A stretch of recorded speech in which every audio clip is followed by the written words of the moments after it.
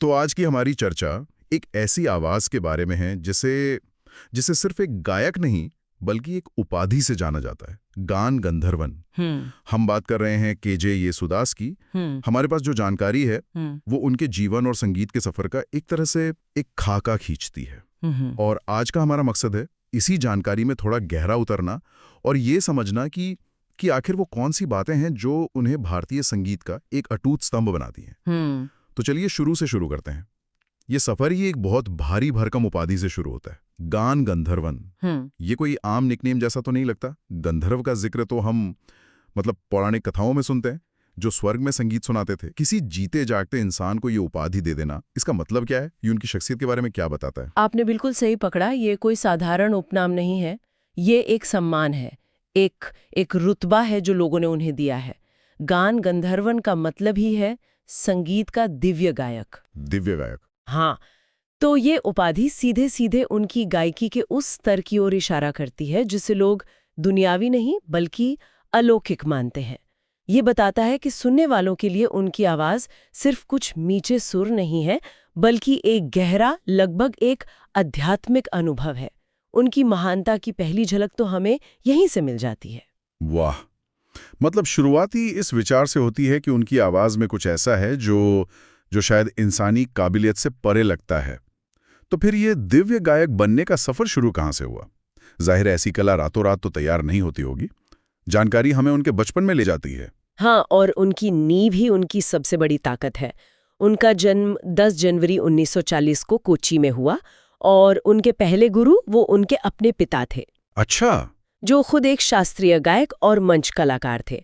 तो उन्हें बचपन से ही कर्नाटक शास्त्रीय संगीत की तालीम मिली। ये समझना बहुत ज़रूरी है कि ये सिर्फ हारमोनियम पर सा रे गा मा सीखने जैसा नहीं है, ये एक साधना है। मैं आपको यहीं थोड़ा रोकना चाहूंगा। कई बार ऐसा कहा जाता है कि बहुत ज्यादा शास्त्रीय ट्रेनिंग वो गायकी को बहुत तकनीकी और नियमों में बंधा हुआ बना देती है। मतलब कभी कभी वो दिल की आवाज कम लगती है। क्या उनके मामले में ये जोखिम नहीं था? वो इस जाल से कैसे बचे कि उनकी गायकी सिर्फ व्याकरण बनकर न रह जाए? ये बहुत दिलचस्प सवाल है और इसका जवाब ही येसुदास की खासियत है। आपने सही कहा, ये एक जोखिम होता है। लेकिन कर्नाटक संगीत सिर्फ नियम नहीं सिखाता, वो आपको स्वर पर महारत हासिल करना सिखाता है।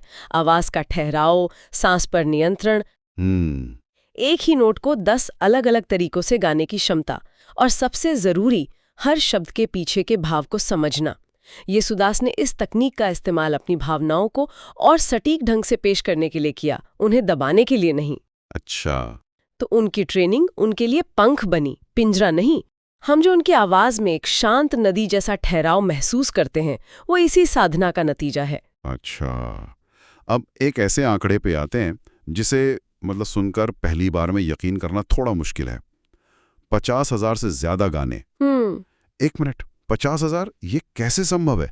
अगर हम बहुत मोटा मोटा हिसाब भी लगाएं तो ये तो हर दिन लगभग 3 गाने हुए 50 सालों तक बिना रुके, है ना? ये किसी इंसान का काम लगता ही नहीं है। ये आंकड़ा दिमाग को चकरा देता है ना?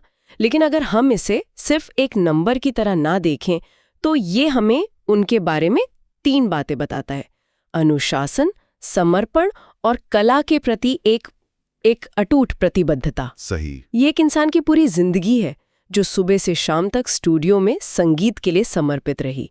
लेकिन इससे भी ज्यादा हैरान करने वाली बात है 10 से ज्यादा भारतीय भाषाओं में गाना। हाँ, इस पे मैं आने वाला था। मलयालम, तमिल, हिंदी, तेलुगु, कन्नड़, बंगाली, लिस्ट बहुत लंबी है।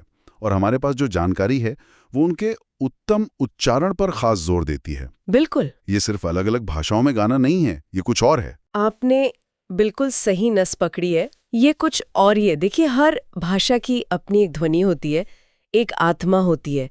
किसी पंजाबी लोकगीत का अंदाज एक बंगाली रविंद्र संगीत से बिल्कुल अलग होगा, और एक मलयालम कविता की भावना एक हिंदी गजल से। बिल्कुल। येसुदास ने सिर्फ शब्दों को नहीं गाया, उन्होंने उस भाषा के लहजे और उसकी आत्मा को पकड़ा। ये एक ऐसे मास्टर शेफ की तरह है जो न सिर्फ बेहतरीन भारतीय खाना बल्कि एकदम सटीक इटालियन पास्ता और जापानीज सुशी भी बना सकता है। वाह, क्या मिसाल है! मतलब सिर्फ रेसिपी फॉलो नहीं करना, बल्कि उस जगह के संस्कृति और स्वाद को समझना। येसुदास ने हर भाषा के साथ यही किया। तो मतलब उनका उच्चारण इतना सटीक होता था कि उस भाषा को बोलने वालों को भी कभी ये महसूस नहीं हुआ कि ये कोई बाहर का गायक गा रहा है। बिल्कुल। और ये उनकी कला के प्रति उनके सम्मान को दिखाता है। ये सिर्फ एक गाना रिकॉर्ड करने की नौकरी नहीं थी, ये उस भाषा की सांस्कृतिक विरासत का हिस्सा बनने जैसा था। ये असाधारण है और शायद यही वजह है कि वो सिर्फ केरल या दक्षिण भारत के नहीं बल्कि पूरे देश के गायक बन पाए। तो हमने उनकी दिव्योपाधि की बात की, उनकी शास्त्रीय नींव की बात की और उनके काम के अविश्वसनीय पैमाने को समझा। अब आते हैं उस चीज पर जो इन सबको जोड़ती है, उनकी आवाज। जानकारी में 2 शब्दों का इस्तेमाल हुआ है, आत्मा को छू लेने वाली और गहरी भावनात्मक अभिव्यक्ति। सोलफुल। हाँ, ये सिर्फ तकनीकी गायकी नहीं है, ये तो कहानी सुनाने जैसा है। हाँ, और यहीं पर एक और दिलचस्प पहलू सामने आता है। उन्हें फिल्मी संगीत की दुनिया में और दूसरी तरफ कर्नाटक संगीत के सबसे प्रतिष्ठित मंचों पर दोनों जगह बराबर का सम्मान मिला। सही। 2 दुनियाएं अक्सर एक दूसरे से बहुत अलग मानी जाती हैं। एक का लक्ष्य करोड़ों लोगों तक पहुंचना, जहां संगीत को सरल और आकर्षक बनाना पड़ता है। दूसरी दुनिया शुद्धता की है, जहां कला के नियमों और परंपरा का मतलब कड़ाई से पालन होता हो। तो ये तो ऐसा हुआ जैसे कोई एक ही समय पर एक ब्लॉकबस्टर एक्शन फिल्म का हीरो भी हो और एक गंभीर आर्ट फिल्म का समीक्षकों द्वारा सराहा गया अभिनेता भी। बिल्कुल। उन्होंने इन 2 अलग-अलग नावों पर एक साथ सवारी कैसे की? आमतौर पर कलाकार या तो व्यावसायिक सफलता चुनते हैं या फिर शास्त्रीय शुद्धता। और यही येशुदास की प्रतिभा का असली कमाल है। उन्होंने इन दोनों के बीच एक पुल बनाया। एक पुल बनाया। हाँ, तो क्या ये कहना सही होगा कि उन्होंने एक तरह से शास्त्रीय संगीत को सिर्फ कुछ खास लोगों तक सीमित रहने से बचाया और फिल्मी संगीत को कई बार सतही होने के आरोप से ऊपर उठाया?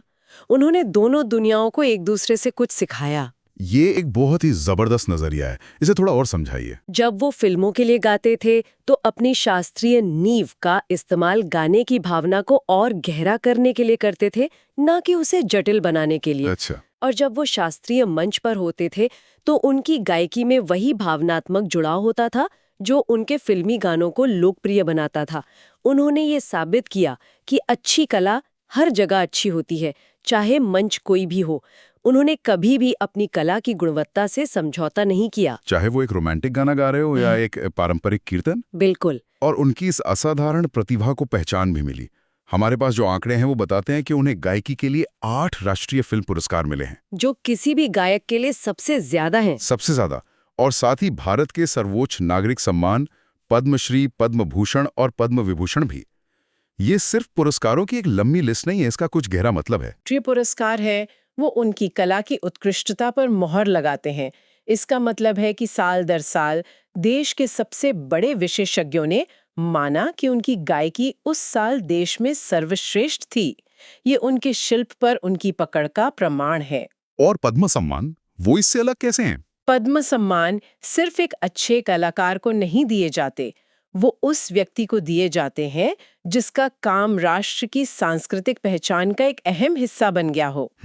पद्मश्री से शुरू होकर फिर पद्म भूषण और आखिर में पद्म विभूषण तक का सफर वो उनके बढ़ते हुए कद को दिखाता है। यह बताता है कि सरकार और देश ये मान रहे हैं कि येसुदास सिर्फ एक गायक नहीं है, वो एक राष्ट्रीय धरोहर हैं। हाँ, एक राष्ट्रीय धरोहर है जिनकी कला ने दशकों तक भारतीय संस्कृति को समृद्ध किया है। अंत में जानकारी कहती है कि केजे येसुदास सिर्फ एक गायक नहीं बल्कि एक संगीत के वंदंती हैं, एक म्यूजिकल लेजेंड।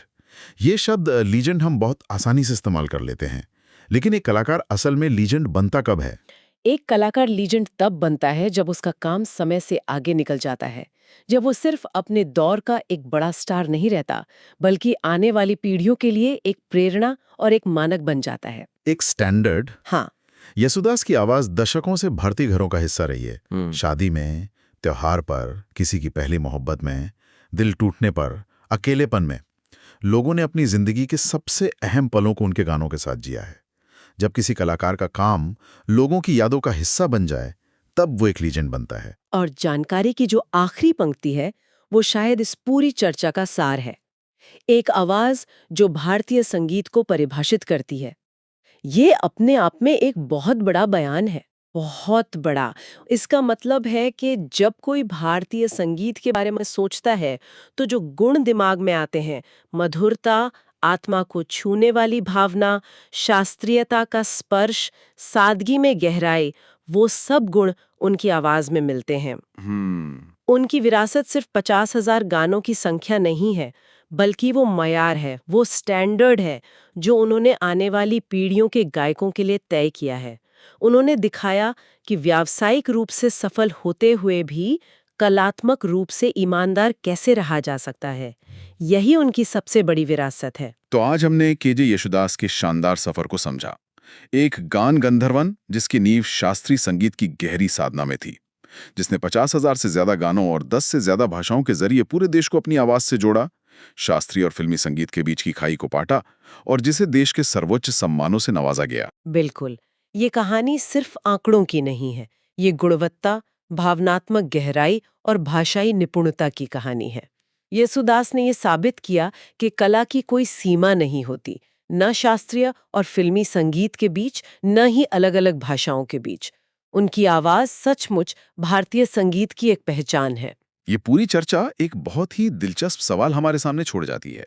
हमारी पूरी बातचीत में येसुदास के उत्तम उच्चारण और हर भाषा की भावना को पकड़ने की उनकी क्षमता पर बहुत जोर रहा। सही। आज की संगीत की दुनिया में, जहां धुनें और बीट्स अक्सर भाषा की सीमाओं को लांघ जाती हैं और ऑटो ट्यून जैसे टूल्स वो आवाज की छोटी-मोटी कमियों को आसानी से ठीक कर सकते हैं, तो ये सोचने वाली बात है कि क्या एक कलाकार के लिए भाषा की इतनी गहरी समझ और उसके प्रति सम्मान आज भी उतना ही मायने रखता है? या फिर संगीत की सार्वभौमिकता, मतलब धुन का आकर्षक होना ही अब सबसे महत्वपूर्ण हो गया है, भले ही शब्दों का उच्चारण या उनके पीछे का भाव उतना सटीक ना हो।